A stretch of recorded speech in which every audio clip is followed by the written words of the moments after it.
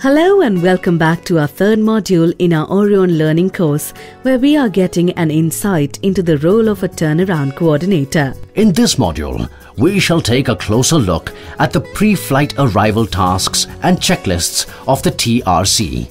Professor, who exactly is the TRC? Well, Professor, as you can see, there are a number of activities taking place around that parked aircraft. The TRC is a highly trained and qualified individual who has an understanding of all these activities, is able to coordinate them to optimize efficiency, and has the ability and necessary expertise to find solutions to problems that arise in a real-time situation.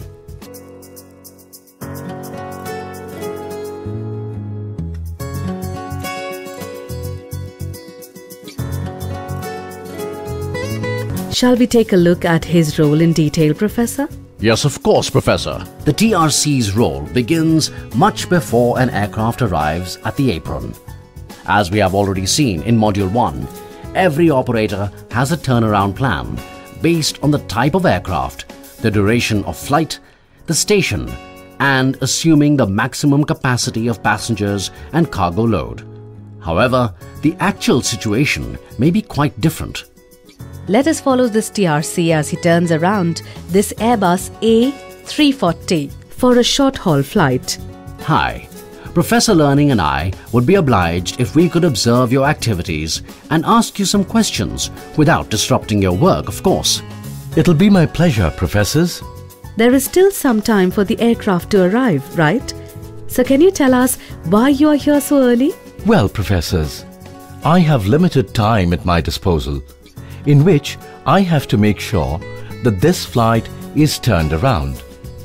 Any TRC has to make sure that they are present well in time to check that everything is in place as required. Can you take us through your pre-flight checklist, please? Of course, Professors.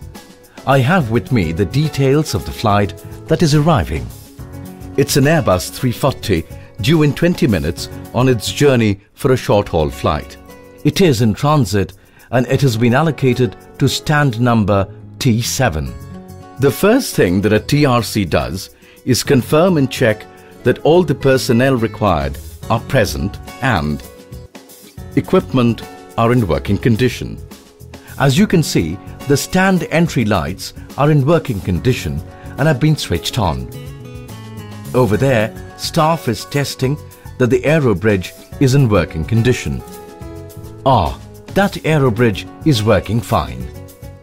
Can you tell us what you would do if there was a problem with the aerobridge?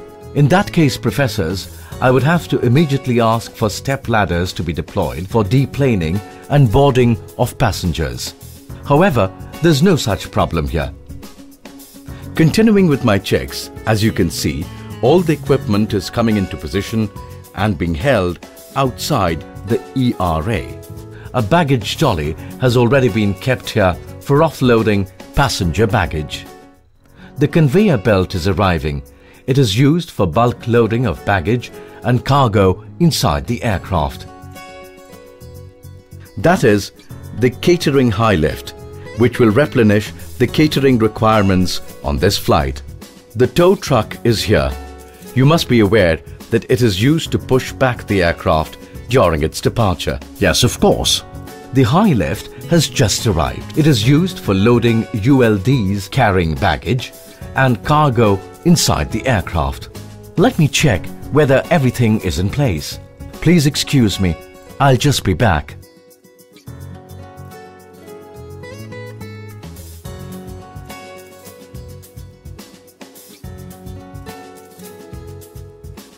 Who are the personnel that are required here? Well, there is the headset man and the wing walkers. The wing walkers are holding chocks in their hands. This airport has a stand entry guidance system or an SEG, and as we can see, it is working fine. There is staff that is responsible for operating the SEG and he is in position. At an airport where there is no SEG system, or if the system is not in proper working condition, then a marshaller would be required to guide the aircraft to its stop position. The TRC also needs to check the cargo and baggage handlers and whether they are sufficient as required to handle a full flight. Airline ground staff is required to check that transit passengers do not get off the aircraft. And of course, since this is a full flight, no TRC can give his attention to every single part of this process. So, there's my assistant. He's just done a check and is reporting that all personnel have the required PPE. He has also ensured that all ground staff working on the airside is aware of where the emergency fuel cut-off switch is, and that there's one person stationed there in case there's any problem. I can now take these 2 items off my checklist.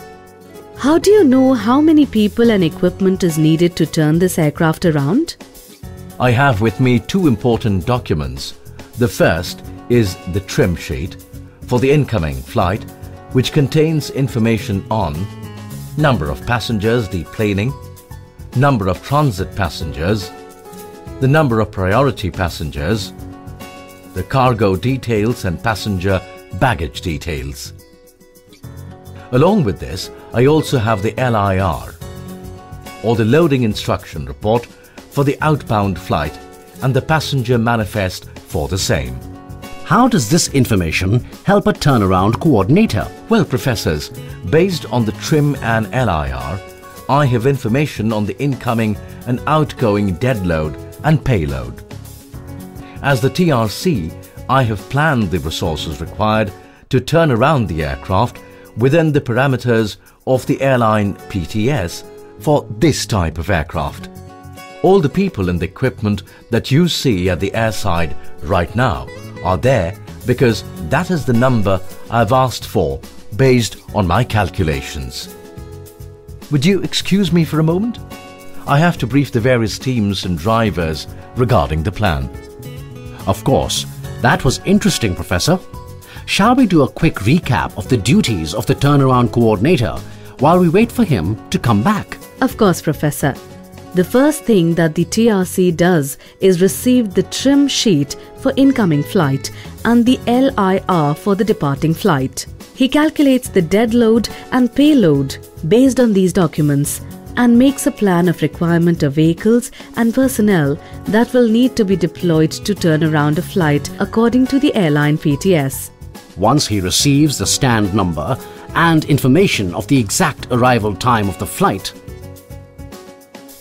he arrives at the stand at least 15 to 20 minutes prior to the expected time of arrival and checks the following.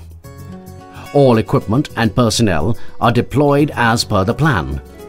This includes catering, fueling, ground handling, cleaning, airline personnel, security, wing walkers, headset man, aircraft marshalling and/or SEG operator and dispatcher.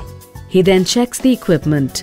All equipment such as aerobridge and loaders are in proper working condition. Chocks and cones are available in required quantity.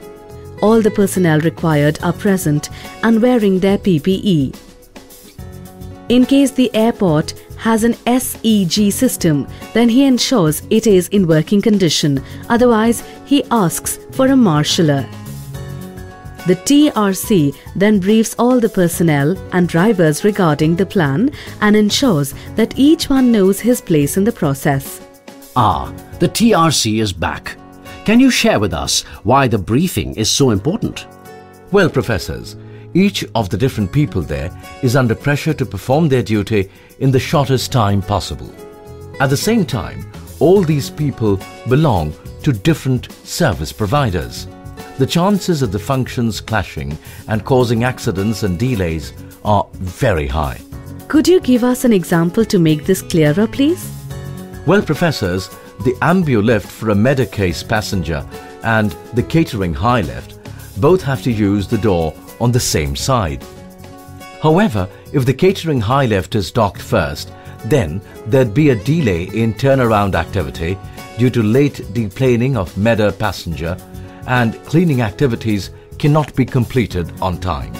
So a TRC has to ensure that equipment approaches the aircraft in the correct sequence and that every service provider is aware of when it is their turn in the turnaround chain.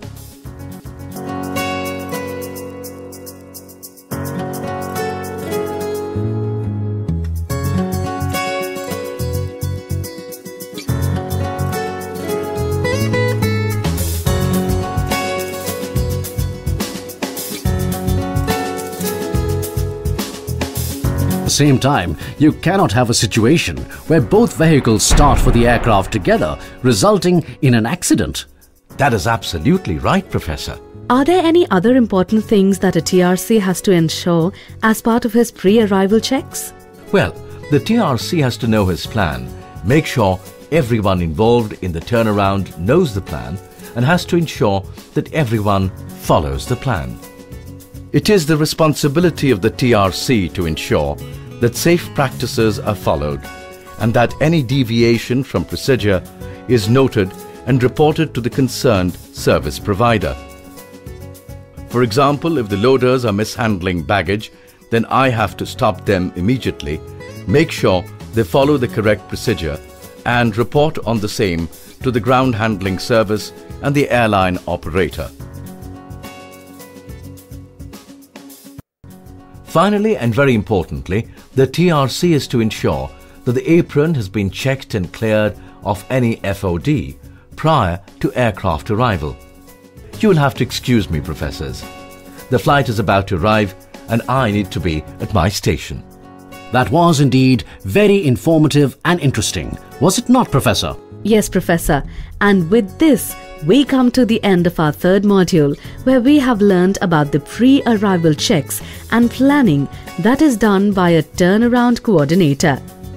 We will be back with our third module, where we will continue to follow the TRC as he ensures that the incoming aircraft is turned around on schedule. Thank you.